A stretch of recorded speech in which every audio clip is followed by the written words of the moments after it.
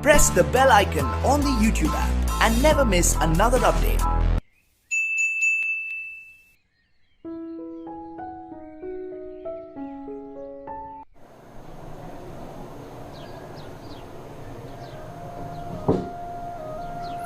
कितने साल हो गए रे प्राची तुझे मुझसे मिले। वो स्कूल टाइम से तू मेरे साथ है और मैं पागल तुझसे अभी तक अपने दिल की बात नहीं कह सका, पर एक दिन कहूँगा पक्का। जय मुस्कुरा कर प्राची की फ़ोटो मोबाइल में देख के ये कह के जय नहाने चला गया। कुछ देर बाद जय का फ़ोन बजा।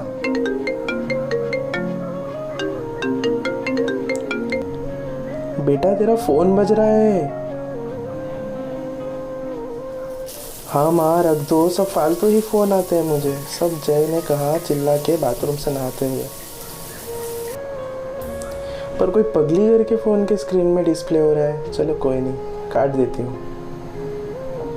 ये सुन जय दौड़ता हुआ आया टॉवेल लपेट के और माँ के पास से फ़ोन ले लिया और टॉवेल संभालते हुए माँ से कहा माँ तुम जाओ, बहुत ज़रूरी कॉल है मेरा। ये सुन माँ सब समझ गई और हंस के वहाँ से चली गई।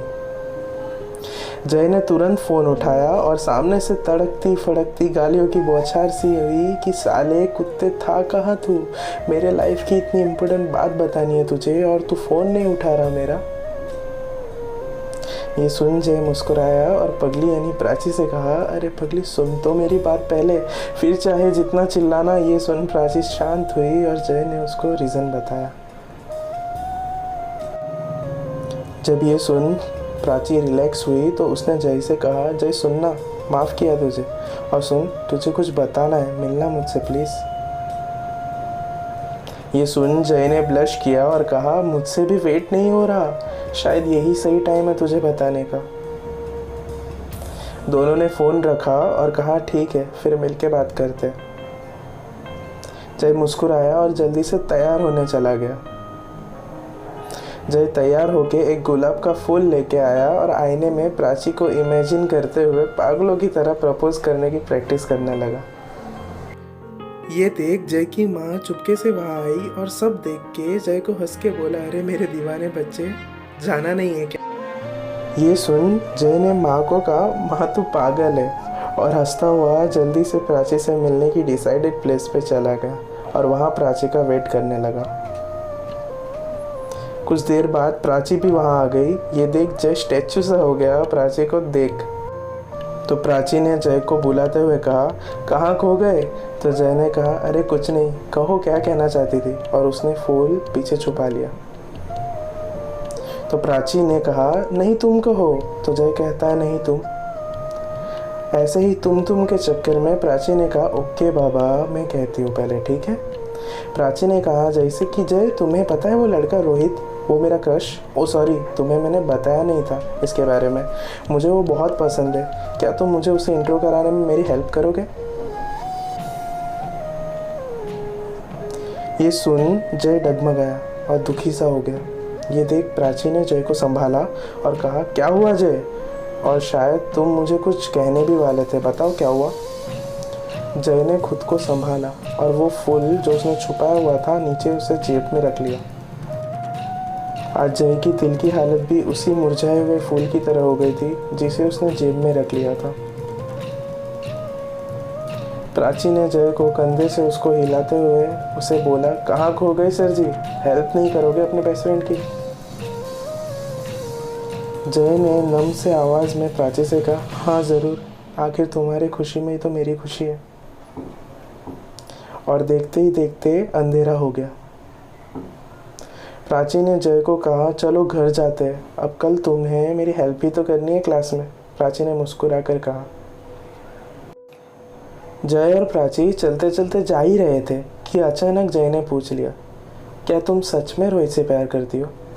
उसने कहा वो तो नहीं पता, पर I just find him attractive and dashing.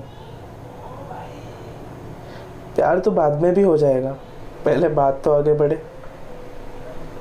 पर तुम्हारा बताओ ये सब क्यों पूछ रहे हो, और बहुत सैड से लग रहे हो, कुछ तो है जो मुझसे छुपा रहे हो। जय ने झूठी हंसी देते हुए अरे कुछ नहीं कहा ना, अरे लो तुम्हारा घर का रास्ता आ गया, तुम जाओ मैं भी जाता हूँ। और यूं बात को बदल दी और प्राची ने जय को बाई कहते हुए आगे बढ़ गई। प्राची जैसे ही घर के तरफ वाले रास्ते पर मुड़ी, जोरदार बारिश चालू हो गई और वो एक पेड़ के नीचे जाके रुक गई और बारिश के रुकने का वेट करने लगी।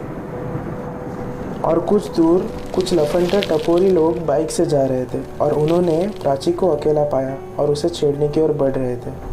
और इस ओर जय को याद आया कि वो तो प्राची को उसका मोबाइल देना ही भूल गया था, जो प्राची ने उसे संभालने दिया था पार्क में। वो दौड़ता हुआ वापस उस मोड़ पे गया। वहाँ जाके उसने उन टपोरियों को प्राची की ओर बढ़ता हुआ देख प्राची के पास दौड़कर जाकर वहाँ उसके सामने नीचे बैठ गया और उसका हाथ पकड़ जय ने कहा, प्राची मैं तुमसे बहुत प्यार करता हूँ और शायद तुम्हारे बिना जी भी ना पाऊँ, और अगर किसी ने तुम्हें चोट पहुँचाने या कोई ओछी हरकत करने की सोची भी तो मैं उसे जिंदा ज़मीन में गाड़ दूंगा। उसकी आंखें लाल सी हो गई थी गुस्से में, और ये देख वो लफंडे जो वहाँ खड़े थे ये सब देख रहे थे, वहाँ से भाग गए।